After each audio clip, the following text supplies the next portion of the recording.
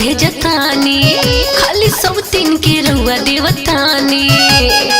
ए राजा जी सुनी ना, काहे पैसा ना रउआ भेजतानी, खाली सब तीन के रउआ देवतानी। हम पूरा कमाई भेजतानी रानी, नहीं दोसरा पे पैसा लुटावतानी। हम पूरा कमाई भेजतानी रानी, नहीं दोसरा पे पैसा लुटावतानी।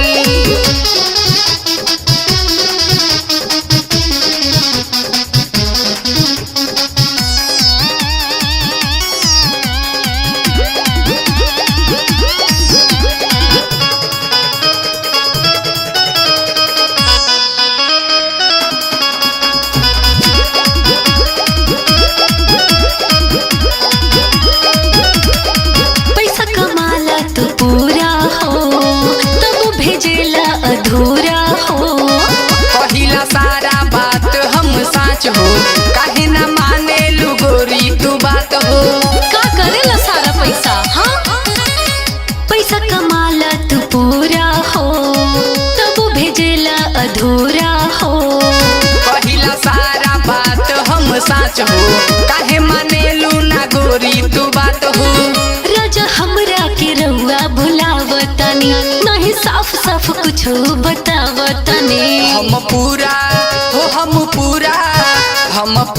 कमाई भेजतानी रानी, नहीं दोसरा पे पैसा लुटावतानी। हम पूरा कमाई भेजतानी रानी, नहीं दोसरा पे पैसा लुटावतानी।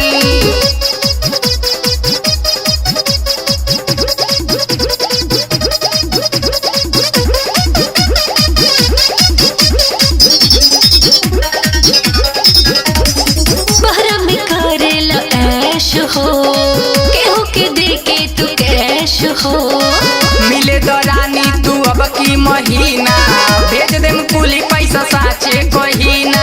अच्छा हम खैले बिना मरत बानी।